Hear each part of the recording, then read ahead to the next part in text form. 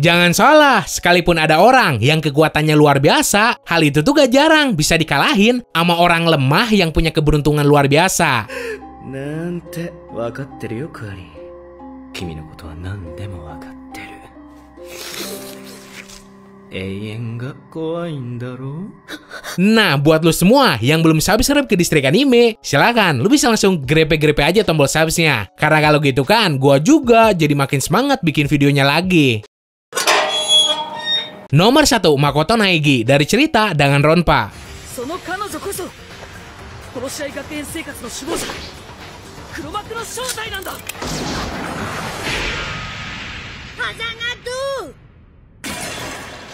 Entah udah berapa kali anjir antagonis utama di cerita ini nyoba ngebunuh si Makoto. Bahkan antagonis yang bernama Junko tersebut secara sengaja nyoba ngelempar kunci Inggris ke arah pala si Makoto. Tapi ya untungnya tuh cowok berhasil lolos dari maut. Gara-gara lantainya licin, terus si Makoto bisa ngehindar.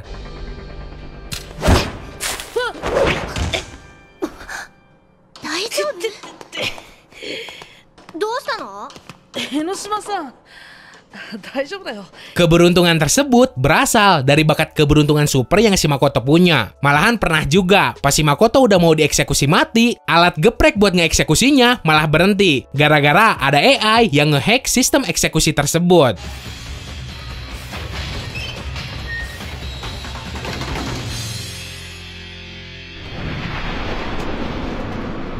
Nomor 2, Jabami Yumeko dari cerita Kakegurui. ギャンブルは狂っているほど面白い。かき狂いましょう。 Tukang judi paling hoki. Nah, keberuntungannya tersebut sering si Yumeko kombinasiin sama keahliannya ngemanipulasi psikologi lawan. Makanya Doi kagak pernah kalah main judi, kecuali ya lawannya tersebut main curang. Pernah si Yumeko kan main semacam judi di mana pemainnya harus ngemasukin jari mereka ke dalam alat pancung. Dan si Yumeko berhasil menang gara-gara lawannya ngerasa takut duluan.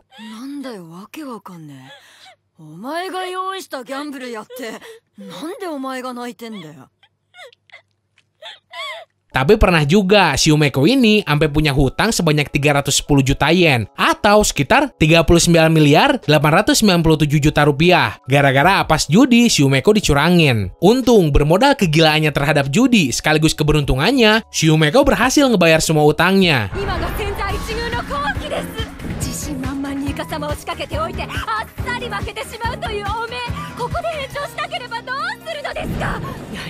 Nomor 3, Kazuma Sato dari cerita Konosuba.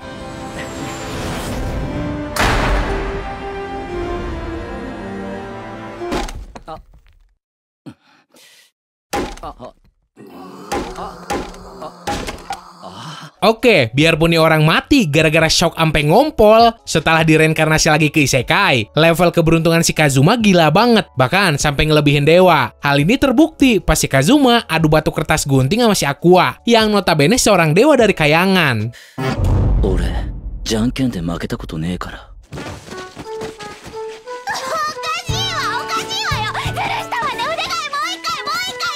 Hontou da na. Biarpun si Aquanya udah pakai sihir buat ngeboosting status luck-nya, hal itu sama sekali kagak berpengaruh pas ngelawan si Kazuma. Berapa kali pun dicoba, si Kazuma bakal terus menang. Udah gitu, kalau lu ngikutin cerita novelnya, nanti si Kazuma juga bisa punya harem sendiri.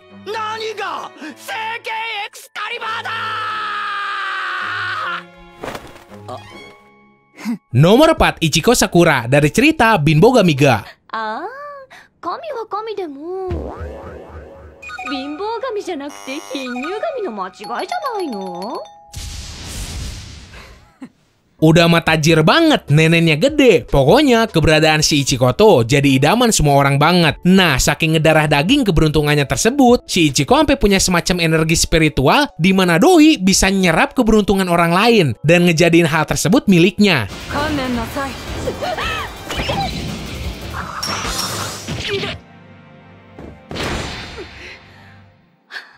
Karena hal itu pula, Kayangan sampai ngirim dewa kesialan supaya keberuntungan si Ichiko bisa diredam. Karena pernah, gara-gara kemampuannya itu, orang di sekitarnya sampai hampir mati. Gara-gara keberuntungan mereka direnggut. Tapi ya gitu, paras cakepnya kagak sesuai sama hati yang doi punya. Si Ichiko egonya tinggi banget dan bilang kalau keberuntungannya tersebut emang punya doi. Dan tuh cewek kagak peduli sama nasib orang lain.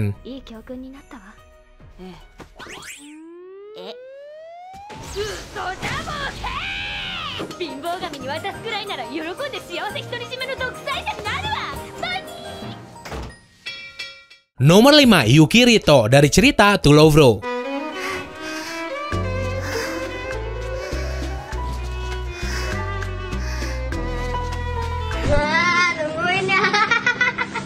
Seorang cowok yang punya harem sebanyak 21 orang cewek. Kuat kagak, tampang biasa aja. Tapi si Rito punya kemampuan aneh yang bikin dirinya jadi magnet buat para cewek cakep. Udah gitu, doi sering kejebak keadaan enak-enak bareng para cewek itu.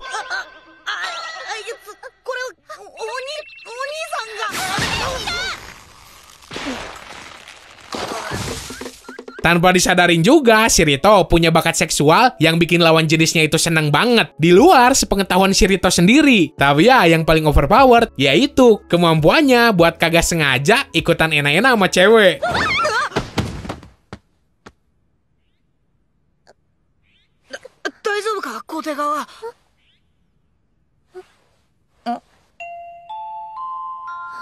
Nomor 6, Ash Ketchum dari cerita Pokemon.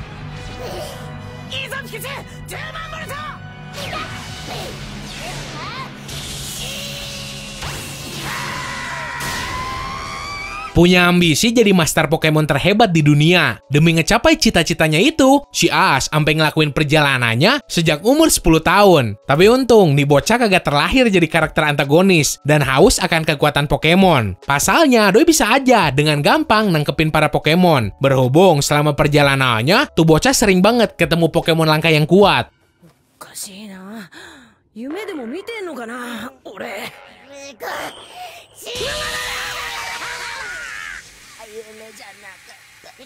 Kalau niatnya jahat, doi punya peluang buat nangkepin semua Pokemon itu. Tapi ini bocah kagak ngelakuin hal tersebut dan malah ngejalin pertemanan sama mereka. Entah karena emang hatinya yang baik atau otaknya yang bego. Si Ash ini terkenal sering banget ngelepasin berbagai Pokemon kuat yang padahal udah capek-capek doi tangkepin.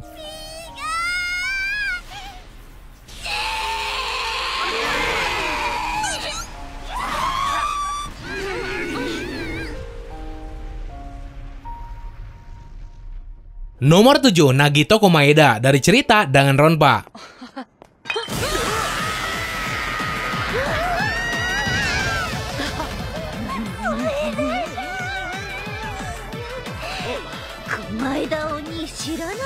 Punya bakat super yang sama kayak si Makoto tadi. Meskipun ya, kejiwaan si Komaeda sendiri patut dipertanyain. Nah, bedanya keberuntungan si Komaeda tuh bisa dipakai sesuai kehendak dirinya. Sedangkan si Makoto kan cuma keluar tanpa si Makoto sadarin.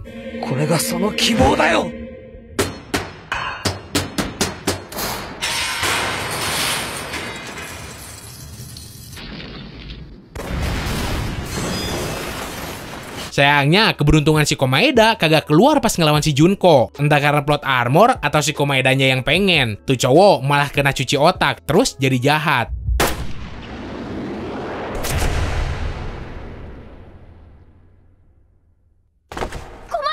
Nomor 8, Yugi Muto dari cerita Yu-Gi-Oh!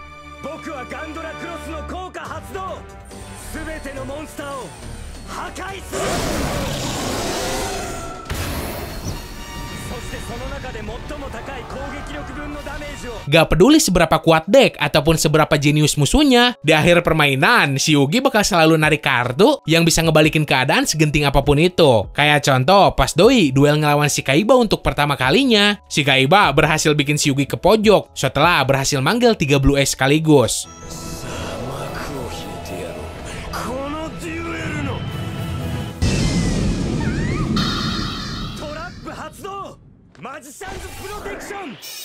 Selang satu ronde, si Yugi bisa ngumpulin semua bagian kartu Exodia di tangannya dan secara mutlak menangin pertarungan tersebut. Pas ngelawan si Malik juga gitu. Lawannya tersebut udah pakai segala macam cara, tapi si Yugi pada akhirnya tetap bisa menang.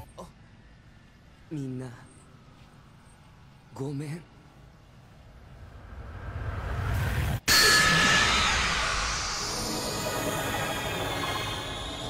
Nomor 9, Lucy Harfilia dari cerita Fairy Tail.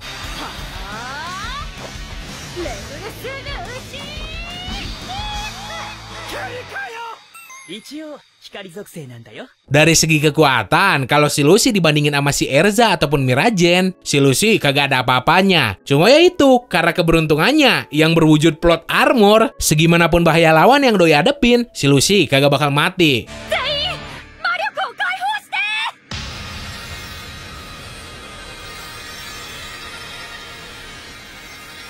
Biarpun ya, doi itu sukses ngumpulin 10 dari 12 Golden Celestial Key. Nah, Celestial Key sendiri merupakan alat yang dipakai buat penyihir buat manggil roh zodiak, yang bisa dipakai buat support pas battle. Konon katanya, gak ada satupun penyihir yang punya kunci lebih dari 3 selain si Lucy.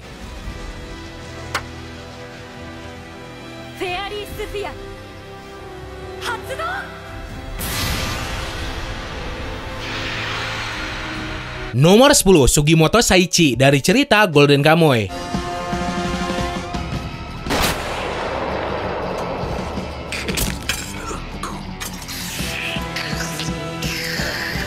Punya julukan sebagai Sugimoto si abadi. Gimana enggak anjir? Nih orang tuh terkenal sebagai tentara yang paling susah modarnya. Nih cowok selalu beruntung bisa lolos dari kematian. Udah ditusuk lah, ditembak, dipukul, dihantem. Dan yang paling parahnya, doi pernah kena tembak sniper di kepalanya.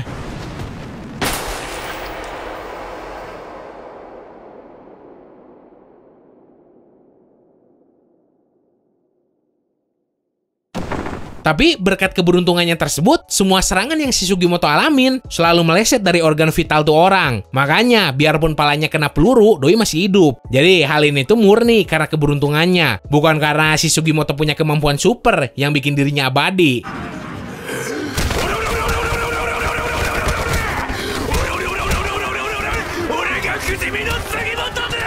Nomor 11, Buggy dari cerita One Piece.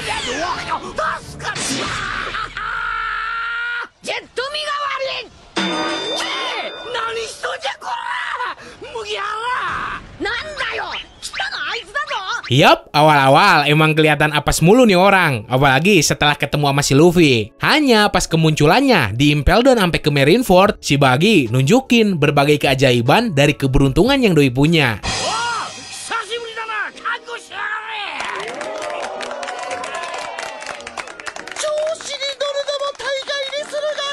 Dianggap sebagai kapten sama ratusan tahanan Impel Down lah. Diangkat jadi si Chibukai gara-gara pernah jadi krunya si Roger. Uniknya, si Buggy ini jadi karakter favorit dari si penulis One Piece sendiri.